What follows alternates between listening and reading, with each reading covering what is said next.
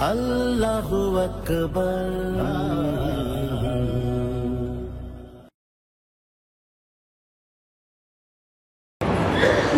আফালা ইয়াতাদাব্বারুনাল কুরআন, আল্লাহ বলেন ওরা কি কোরআন নিয়ে চিন্তা গবেষণা করে না?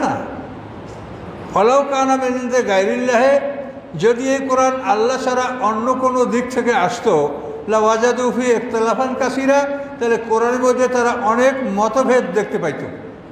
কোরআনের মধ্যে কোনো মতভেদ নাই, শুধু মক্কি মাদানি, মানে আল্লাহ তাআলা একটা বিষয় যেটা আল্লাহ প্রতিষ্ঠিত করবেন এটা আস্তে আস্তে প্রতিষ্ঠিত করেছেন, আর যেটা বিলুপ্ত করবেন সেটা আস্তে আস্তে বিলুপ্ত করেছেন, একবারে বিলুপ্ত করেন নাই। বুঝতে পারছেন?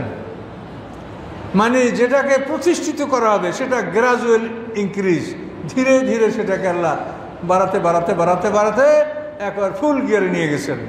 আবার যেটা মানে নির্মূল করবেন সেটা হলো গ্রাজুয়াল ডিক্রিজ, ধীরে ধীরে কমিয়েছেন। নেশা অবস্থায় নামাজে যেও না, লা তাকরাবুস সালাতা ওয়া আনতুম সুকারা। শরাবে উপকার আছে, ক্ষতি আছে, উপকারিতে খারাপ, ক্ষতি বেশি। তৃতীয়বার বললো যেটা চূড়ান্ত হারাম, এর ধারে কাছেও তোমরা যেও না। তো এগুলি কিন্তু একটা পদ্ধতি যে এইভাবে না করলে মানুষের কষ্ট হবে। নামাজ ঠিক এভাবেই আছে।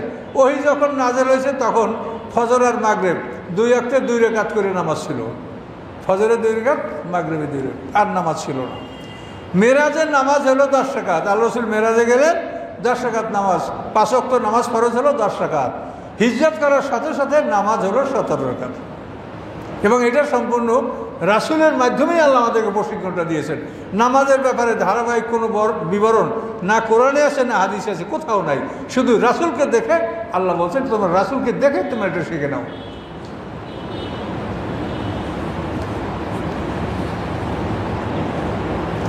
ওয়াইদা জাহুম আমরুম মিনাল আমরি আবাল কাবে আজাউ বিহি। দেখেন আল্লাহ বলেন তাদের কাছে যখন কোনো খবর আসে নিরাপত্তার অথবা ভয়ের, আজাউবিহি, সেটা তারা ছড়িয়ে দেয়। আপনি একটা সৈন্যবাহিনী এখানে মনে করেন 2000 লোক আছে বা 3000 লোক আছে, তা আপনাদের কাছে একটা খবর আসতে পারে যে কমান্ডারের কাছে আসে নাই বা নেতার কাছে খবরটা আসে নাই, স্বাভাবিক সৈনিকদের কাছে খবরটা আসতে পারে। তো আল্লাহ বলেন মুনাফিকদের স্বভাব হলো তাদের কাছে কোনো নিরাপত্তার খবর অথবা কোনো ভয়ের খবর আসলে আজাউবি, সেই খবরটা তারা ছড়িয়ে দেয়। কিন্তু ছড়িয়ে দেওয়া নিয়ম না, কি করতে হবে? আল্লাহ বলেন ওলাউ রুদ্দু ইলা রাসূলি, যদি এই খবরটা তারা রাসূলের কাছে বলে, রাসূলের দিকে প্রত্যাবর্তন করে, যে রাসূলকে বলে যে এইটা আমরা শুনেছি, ওয়া উলিল আমরি মিনহুম, এবং তাদের মধ্যে যারা আদেশের মালিক অর্থাৎ যারা কমান্ডার, সেনাপতি, দায়িত্বশীল, তাদেরকে বলবে যে আমরা এই খবর শুনেছি, লাআলামাহুল্লাযীনা ইয়াস্তামবিতুনা মিনহুম, তাহলে তাদের মধ্যে হতে যারা সিদ্ধান্ত গ্রহণের ক্ষমতা রাখেন তারা এটা শুনে নিতে পারেন এবং সিদ্ধান্ত গ্রহণ করতে পারেন যে কী করতে হবে। কিন্তু সেটা রাসূলকে বলে না, সেনাপতিদেরকে বলে না, উলিল আমরকে বলে না, নিজেরাই সরাইয়ে দিচ্ছে। এটা কিন্তু নিয়ম না।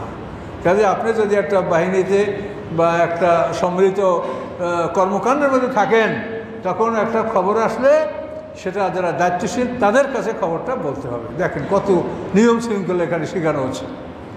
আল্লাহ বলেন ওয়ালাউলা ফাদলুল্লাহি আলাইকুম ওয়া রাহমাতুহু, আল্লাহর অনুগ্রহ এবং রহমত যদি তোমাদের উপর না থাকতো, লাত্তাবাতু শাইতান ইল্লা কালিলা, তাহলে তোমরা সামান্য সংখ্যক ছাড়া সবাই তোমরা শয়তানের অনুকরণ করতে, তোমরা শয়তানের অনুকরণ করতে।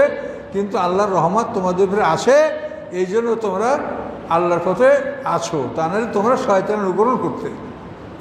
আল্লাহ বলেন ফাকাতিল ফি সাবিলিল্লাহ, আল্লাহর রাস্তায় তোমরা লড়াই করো, আল্লাহর রাস্তায় তোমরা সংগ্রাম করো। লা তুকাল্লাফু ইল্লা নাফসাকা, আপনি আপনার নিজে ছাড়া অন্যকে আপনি কষ্ট দিবেন না, মানে যে এটা করতে সক্ষম না তাকে আপনি কষ্ট দিবেন না, আপনি নিজের উপরে আপনি এই দায়িত্বটা চাপিয়ে দেন, নিজেই কাজ করেন। ও হাররিজিল মুমিনিন, এবং মুমিনদেরকে আপনি উৎসাহিত করেন, কিন্তু কার উপরে জোর করে আপনি চাপাবেন না। আসাল্লাহ আইয়া কুফা বা আসাল্লাযিনা কাফারু, সম্ভবত আল্লাহ তাআলা কাফেরদের কঠোরতা কমিয়ে দিবেন। কাফেরদের কঠোরতা এটা আল্লাহ বন্ধ করে দিবেন। আল্লাহ তাআলা ওদের মধ্যে ভয় ভীতি দিয়া ওদের মন দুর্বল করে বিভিন্নভাবে এটা বন্ধ করে দিবেন। আল্লাহ আসাধ্য বাসা আসাধ্য তানকিলা, আল্লাহ তাআলা খুব কঠিন যোদ্ধা এবং আল্লাহ তাআলা কঠিন প্রতিশোধ গ্রহণকারী। আল্লাহ যদি একজন ফেরেশতা পাঠায় যে সমগ্র পৃথিবীর মানুষ তার সামনে মোকাবিলা করতে পারবে, কিন্তু আল্লাহ তাআলা আমাদেরকে যুদ্ধ করতে বলছেন আমাদের কল্যাণের জন্য, যেটা আমরা করলে আমাদেরকে আল্লাহ এই উসিলায় জান্নাত দিবেন, গুনাহ মাফ হবে, আমরা নিষ্পাপ হিসাবে যাব, এইসব কল্যাণের জন্য আমাদেরকে আল্লাহ যুদ্ধ করতে বলছেন। মাইয়াশফা শাফাতান হাসানাতান ইয়াকুল্লাহু নাসিবুম মিনহা, যে কোনো ভালো কাজের সুপারিশ করবে সে ওই ভালো কাজের একটা অংশ লাভ করবে। আপনি একটা লোককে বললেন যে ভাই চলেন মসজিদে তাফসির হয়, আপনি চলেন আমার সাথে, দেখবেন তাফসির শুনবেন। তা আপনি এই ভালো কাজে একটা লোককে সুপারিশ করলেন, অনুরোধ করলেন। তো এখন আল্লাহ বলেন ইয়াকুল্লাহু নাসিবুম মিনহা, যে এই সুপারিশটা করেছে সে একটা অংশ পাবে। অর্থাৎ ওই লোকটা আসার কারণে তো ওই লোকটার আমলনামায় যতগুলি সব হবে ওই সমপরিমাণ সব আপনারও হবে, যেহেতু আপনি সুপারিশ করে অনুরোধ করে বুঝে এই লোকটাকে নিয়ে আসেন। এইভাবে যে কোনো ভালো কাজে আপনি কোনো মানুষকে উদ্বুদ্ধ করবেন, তাতে ওই লোকটায় যে আমলে যে সব পাবে ওই পরিমাণ সব আপনার আমলেও আল্লাহ তাআলা লিখে দিবেন। অমাইয়াশফা শাফাতান সাইয়াতান, আর যদি কেউ খারাপ কাজে সুপারিশ করে, কি চলো অমুক জায়গায় নতুন সিনেমা আইছে একটা, ওই সিনেমাটা দেখবো, অমুক জায়গায় আজকে একটা নাটক আছে, অমুক জায়গায় যাত্রা আছে, অমুক জায়গায় সার্কাস আছে, এভাবে যদি একটা খারাপ কাজে দিকে কেউ নিয়ে যায় তো ইয়াকুল্লাহু কাফরুমের না, তো ওই খারাপ কাজটা যে করলো তার আমলনামায় যে পাপ হলো, যে তাকে নিয়ে গেল তার আমলনামায় ওই পরিমাণ পাপ হলো। কি কথা বুঝতে পারছেন? এই জন্য ন্যাকামলেরও সদকায় জারিয়া আছে আর বদামলেরও সদকায় জারিয়া আছে। ন্যাকামলের সদকায় জারিয়া এই মসজিদ যারা করেছে, মাদ্রাসা যারা করেছে, এতিমখানা যারা করেছে, মরার পরেও তারা সব পাবে সদকায় জারিয়া। এবং যারা সিনেমা হল করেছে, যাত্রা পার্টি করছে, অশ্লীল বই পুস্তক লিখে গেছে, তারাও এটা সদকায় জারিয়া করছে। মানে তাদের ওইগুলি দেখে যত মানুষ বিপদগামী হবে ওই সমপরিমাণ শাস্তি ওই প্রতিষ্ঠাতার পিঠে পড়তে থাকবে। কথা বলতে পারছেন? সদকায় জারিয়া ন্যাকামলেরও আছে, বদামলেরও আছে, বুঝালেন? এটা আল্লাহই বলছেন যে ভালো কাজে সুপারিশ করলে তুমি একটা অংশ পাবে, খারাপ কাজে সুপারিশ করলে সেখানেও তুমি একটা অংশ পাবে। কাজে এগুলো বুঝে শুনে কাজ করতে হবে। ওয়াকানা আলা কুল্লি শাইইন মুকিতা, আল্লাহ সমস্ত বিষয় সম্পর্কে অবহিত রয়েছেন, সমস্ত বিষয় সম্পর্কে আল্লাহ সব কিছু অবহিত তিনি জানেন। ওয়াইজা হুইয়িতুম বিতাহিয়াতিন ফাইয়ু হাসানা মিনহা রুদ্দুহা, তোমাদেরকে যখন কেউ সালাম দেয় তখন তুমি তার সাথে উত্তম জবাব দাও অথবা তার সমপরিমাণ জবাব দাও। আপনাকে আসসালামু আলাইকুম, আপনি এই সালাম দিয়ে আমরা মনে হয় শতকরা 90% মানুষের থেকে সঠিক জবাব পাচ্ছি না। সালাম দিলে এটা হুহা করে, এইটাই আমরা টের পাই যে হুহা করছে, কিন্তু আসসালামু আলাইকুম ও আলাইকুম আসসালাম রহমাতুল্লাহ, আল্লাহ বলছেন তোমাকে যেভাবে সালাম দেয় তুমি তার সাথে ভালো জবাব দিবা, আওয়াজটাও যেন তার সাথে কম না হয়। এবং আসসালামু আলাইকুম বললে তুমি ও আলাইকুম আসসালাম রহমাতুল্লাহ বলো, আসসালামু আলাইকুম রহমতুল্লাহ বলে ওয়ালাইকুম আসসালাম রহমতুল্লাহ বারাকাতুহু বলো। যদি না বলো তো সমান সমান বলো। কিন্তু এই সালামের জবাব এটা আল্লাহ কোরআনে আদেশ করছেন, কিন্তু সমাজে ব্যাপক ভালো ধরনের এই অবস্থাটা আছে। অতি দুঃখের সহিত বলতে হয় যে সমাজে আবার টুপি দেখেছে না যায় যে কে কোন দলের লোক, কে কোন পীরের মুরিদ। এটা আপনাদের দেশে তো এটা সমস্যাটা কম, আমাদের দক্ষিণ অঞ্চলে এটা ব্যাপক।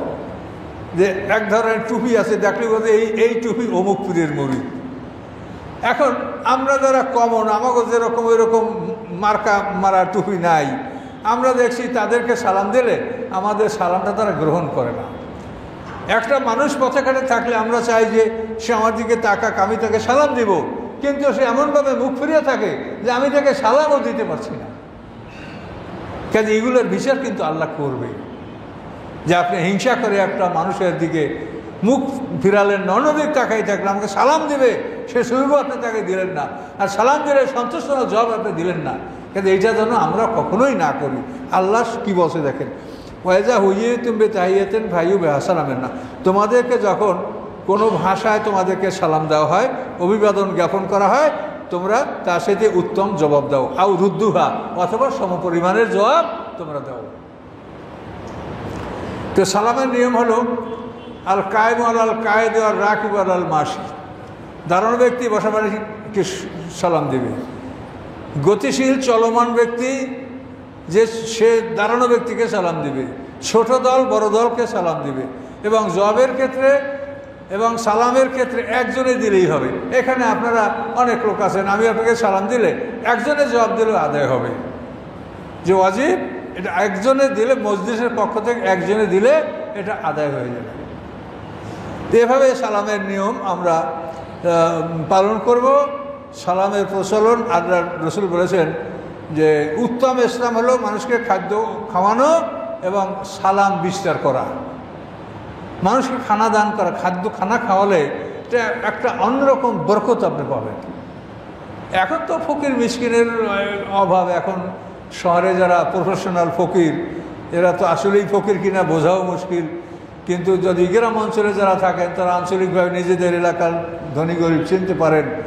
তো এভাবে খাদ্য দান করা, ফকির মিসকিনকে খাওয়ান, তারপরে আপনি আপনার মহব্বতী লোকদেরকে খাওয়ান, আপনার পাড়া প্রতিবেশী খাওয়ান, পাজরের সাথীদেরকে খাওয়ান। পাজরের সাথী এলেন এই আপনারা, কে কোথার থেকে আসেন, কিন্তু একজনের পাজরের সাথে আরেকজনের পাজর মিলছে, এটাকে কোরআনে বলছে সাহেবে বেজাম, পাজরের সাথে।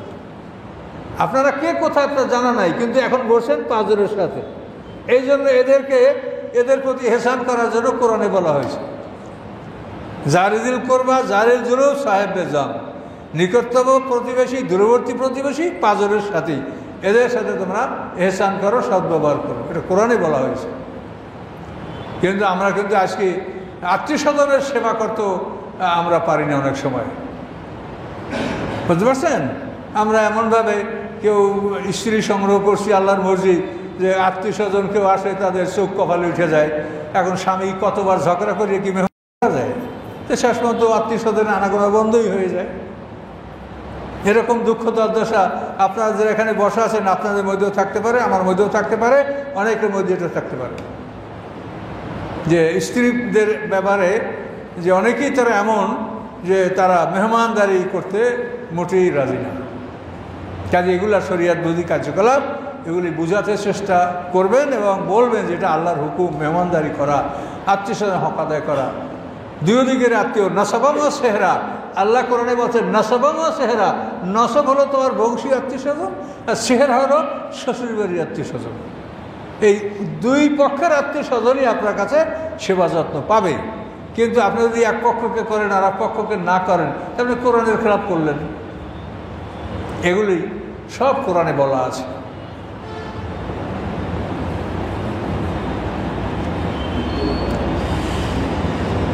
ইন্নাল্লাহ কানা আলা কুল্লি শাইইন হাসিবা, নিশ্চয়ই আল্লাহ তাআলা সমস্ত বিষয়ের হিসাব আল্লাহ নিচ্ছেন, হিসাব রাখেন, হিসাব অনুযায়ী বিচার আল্লাহ করবেন।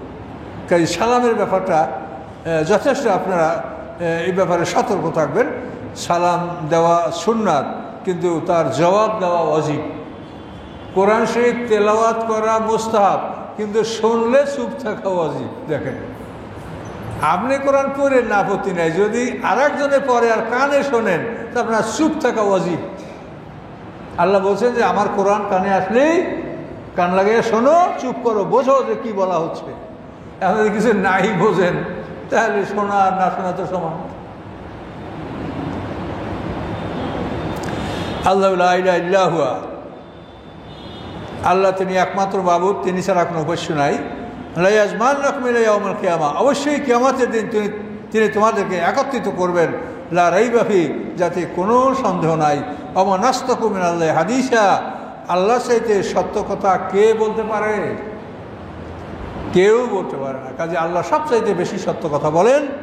কাজেই এই জন্য আমরা সতর্ক থাকবো যে এই যে শব্দের বিধান, এই কোরআনে যে আল্লাহর কথা, সবই আপনার জীবনে যেগুলো প্রয়োজন, এই কথাগুলি সব কোরআনে বলা আছে। এবং মাঝে মাঝে নবী রাসূলদের ইতিহাস বলা আছে, এটা হলো মনের শান্তির জন্য। মুহাম্মদ সাল্লাল্লাহু আলাইহি ওয়াসাল্লাম দাওয়াত দিয়ে দিয়ে আক্রান্ত হয়ে গেছেন, তখন অন্য এক নবীর ইতিহাস আল্লাহ শোনাই দিলেন।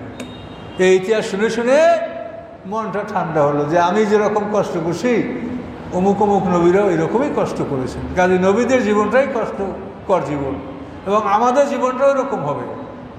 আমরা আল্লাহর কথা বলতে গেলে আমাদের ওরকম কষ্ট হবে কম বেশি।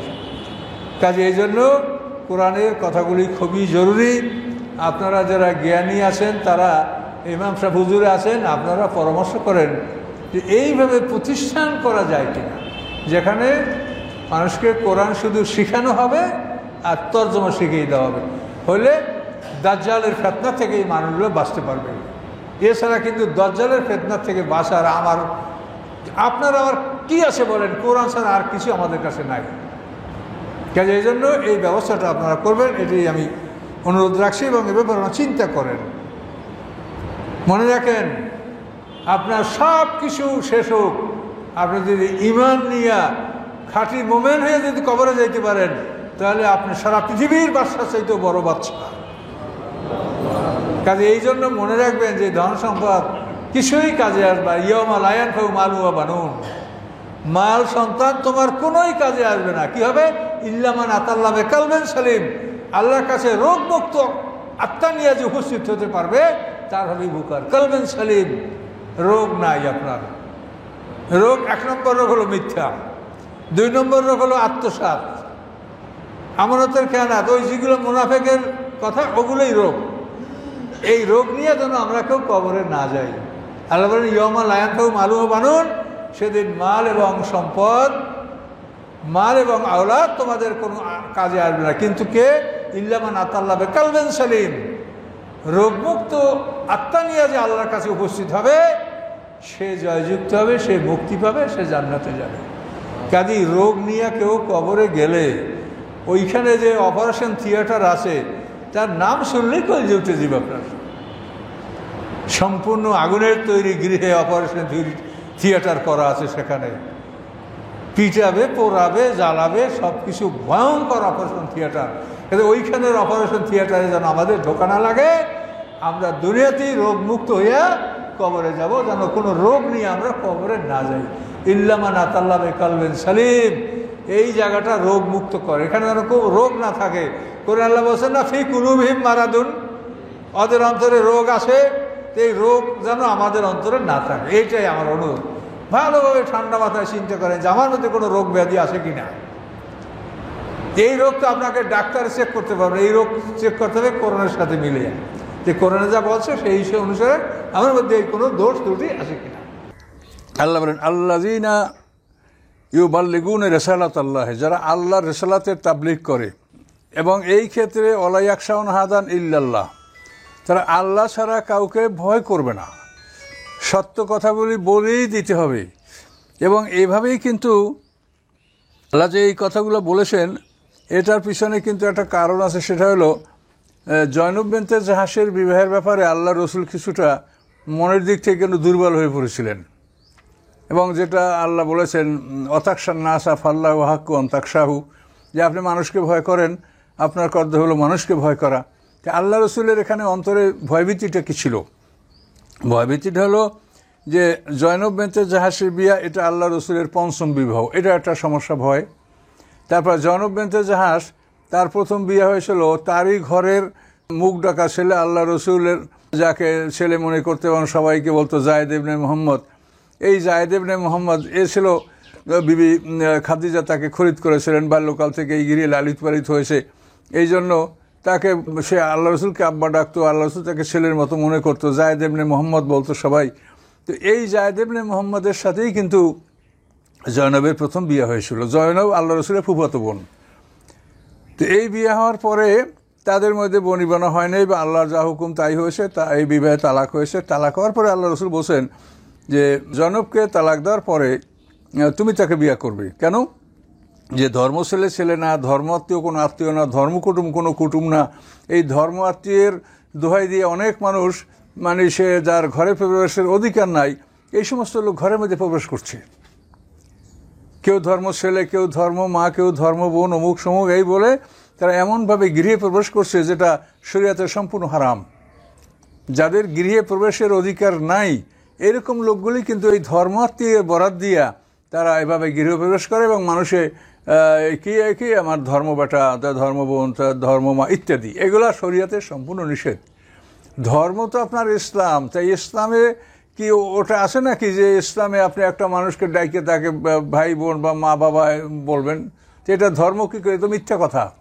ধর্মে যদি থাকে তো আপনি সেইটা বলেন এটা ধর্ম ভাই, ধর্ম বোন, ধর্ম মা, কিন্তু ধর্মে তো নাই। আপনার এটা ধর্ম কেমন করে বলছেন? এটা তো মিথ্যা কথা। ধর্মে কোথায় আছে যে একটা লোক যে আপনার কিছু হয় না তাকে আপনি সন্তান হিসেবে লালন পালন করবেন? যাদের সন্তান নাই তারা অনেক সময় সন্তান সংগ্রহ করে, কুড়িয়ে নেয় বা দত্তক নেয়। তো এই সন্তান এ বড় হলে যে তাকে ছেলে হিসেবে লালন পালন করছে, এই ছেলে বড় হলে মায়ের সাথে এই ছেলের দেখা দেওয়া শরিয়াতে সম্পূর্ণ হারাম। এবং এই ছেলের সাথে ও তার যে ধর্মমা, তার সাথে যদি স্বামীর বিচ্ছেদ হয় বা স্বামী মারা যায় তাহলে তার সাথে আর বিবাহ পর্যন্ত জায়েজ। এখন এই বিষয়টা তো একটা আশ্চর্যজনক বিষয়। সমাজে এই কথা শুনলে তো মানুষ অবাক হবে, এটা কেমন কথা? সে ছিল ছেলে, তাকে ছেলে বানানো হয়েছে, ওদের সন্তান নাই এই জন্য। কিন্তু এই ছেলে যে তার কিছুই না, ছেলে নাই তো নাই, আল্লাহ যদি না দিয়ে থাকে ওটার উপরে আপনাকে সন্তুষ্ট থাকতে হবে। তারপর আপনার সেবা যত্নের জন্য লোক লাগবে, সেটা আপনি আলাদা, কিন্তু আপনি তো এইটাকে ছেলে মনে করে আর তার সাথে এরকম আচরণ করতে পারবেন না। এটা শরীয়তের বিধান। কিন্তু এই বিধানটা প্রচার করার ব্যাপারে আল্লাহ রসুল কিন্তু নিজের উপরে এটাকে খুবই একটা লজ্জাকর এবং কষ্টকর এবং তার অন্তরে একটা ভয়ভীতি।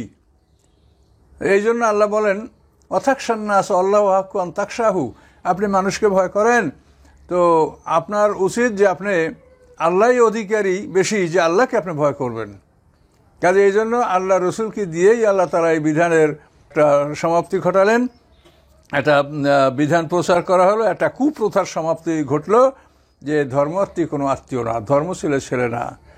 তো এই জন্য এই বিষয়গুলি যেগুলি স্পষ্ট কাতর, সে বিষয়গুলিও বলতে হবে। আয়েশা সিদ্দিকা বলেছেন যে আল্লাহ রসুল যদি কোরআনের কোনো আয়াত না মানে লুকাইতেন তাহলে এই জয়নব বিনতে জাহাসের বিবাহের বিষয়টা এইটি আল্লাহ রসুল লুকিয়ে রাখতেন।